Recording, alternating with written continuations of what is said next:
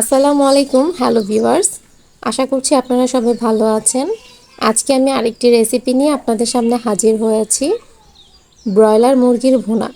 এটা আমি চেষ্টা করেছি আমাদের গ্রামের দাদি নানিদের হাতে যে একটা টেস্ট পাওয়া যায় ঠিক সেভাবেই রান্না করার। আশা করছি আমার রেসিপিটি আজকে আপনাদের ভালো লাগবে। তো কথা না বাড়িয়ে চলে যাব মূল রেসিপিতে। শুরুতেই আমি এখানে নিয়ে নিব 1 কেজি পরিমাণের ব্রয়লার মুরগি। আমি মুরগি কেটে ধুয়ে রেখেছি। আর এখন ম্যারিনেট করার জন্য হাফ চা চামচ হলুদের গুঁড়া, হাফ চা চামচ লাল মরিচের গুঁড়া এবং হাফ চা চামচ জিরার গুঁড়া, সেই সাথে দিয়ে দিব স্বাদমতো লবণ। আমি এখানে হাফ চা চামচ ব্যবহার করেছি। তো এখন আমি খুব ভালোভাবে মেখে নিব। আর আমি যেহেতু মুরগিগুলো ভেজে নিব, তাই এক্সট্রা পানিগুলো আমি ধোয়ার পরে ছাঁকনি দিয়ে ছেঁকে নিয়েছি। তো খুব ভালোভাবে মেখে নেওয়ার পর এখন আমি একটি মশলা তৈরি করব। তো মশলাতে আমি ব্যবহার করছি 1 চা চামচ হলুদের গুঁড়া, 1.5 চা চামচ লাল মরিচের গুঁড়া, আর ঝালটা আপনারা আপনাদের স্বাদ অনুযায়ী নিতে পারেন।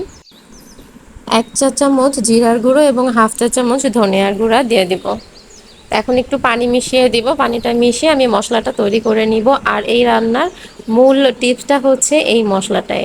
যেমন গ্রামের বাড়িতে তারা পাটায় পিষে নেয় মশলাগুলো, সেজন্য টেস্টটা খুব ভালো আসে। তাই আমি এভাবে পানি দিয়ে মিশিয়ে নিয়েছি, যাতে করে মাংসের ফ্লেভারটা খুব ভালো আসে।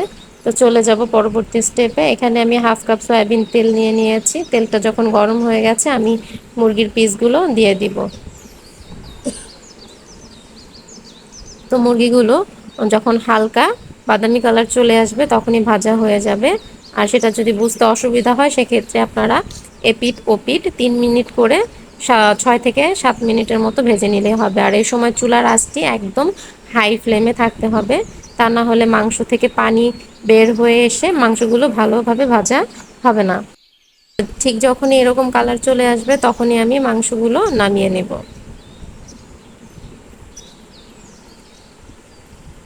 একটা একটা করে মাংসগুলো নামিয়ে নিচ্ছি।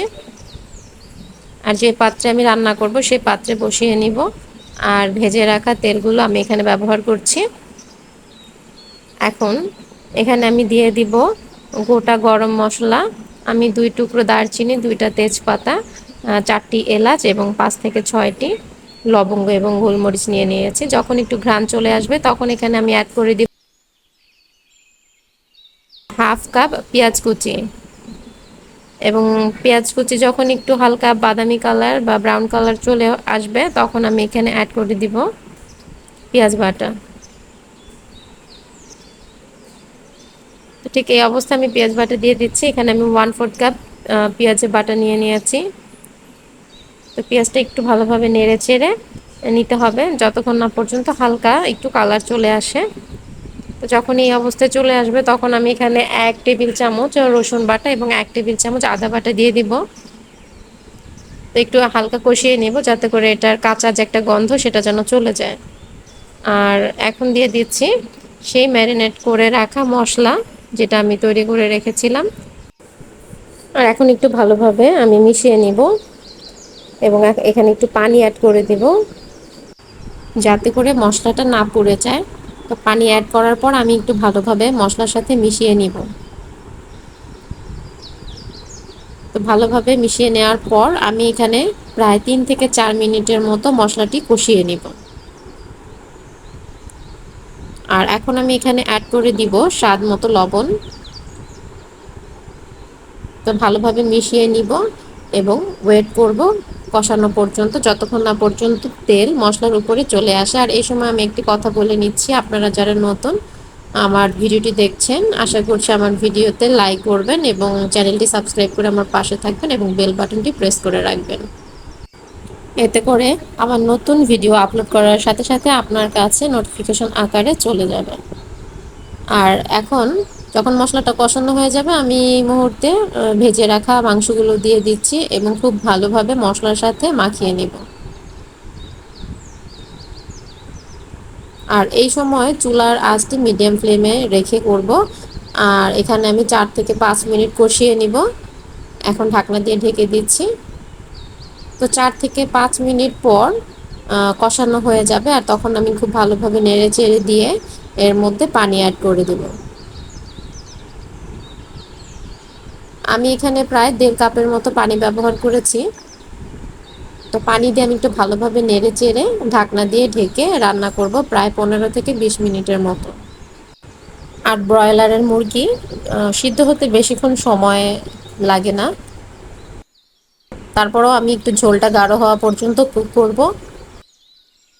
যদি মিডিয়াম আঁচে 15 থেকে 20 মিনিট পর্যন্ত রান্না করা হয়, সেক্ষেত্রে মানে মাংসটা খুব বেশি শক্ত হয়েও যাবে না, জুসি একটা ভাব থাকবে, খেতে খুব ভালো লাগবে। তো আমার রান্না প্রায় শেষের দিকে, আমি একটু নেড়ে চেড়ে নিচ্ছি, খুব সাবধানে নাড়ছি যাতে করে ভেঙে না যায়।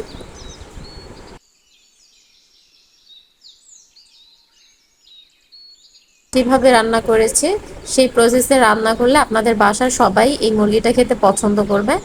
আমার বাসারও অনেকে ব্রয়লার মুরগি খেতে চাইতো না, তো আমি এভাবে রান্না করে দিয়েছি। তো খেয়ে তারা বলেছে যে খুব ভালো লেগেছে, আর এখন থেকে এভাবেই আমি রান্না করি। তো আপনারাও চাইলে এভাবে রান্না করতে পারেন। আর আজকের ভিডিওটি কেমন লেগেছে সেটা আমাকে অবশ্যই কমেন্টস করে জানাবেন, আর ভালো লাগলে একটি লাইক, কমেন্টস এবং শেয়ার করবেন। তো এখন এটা সার্ভের জন্য রেডি হয়ে গেছে, আমি একটু সার্ভ করে দেখাচ্ছি। আমি একটা বাটির মধ্যে একটু সার্ভ করছি। আর ঝোলটা খুবই সুন্দর হয়েছে, আর খেতেও অনেক ভালো লেগেছে।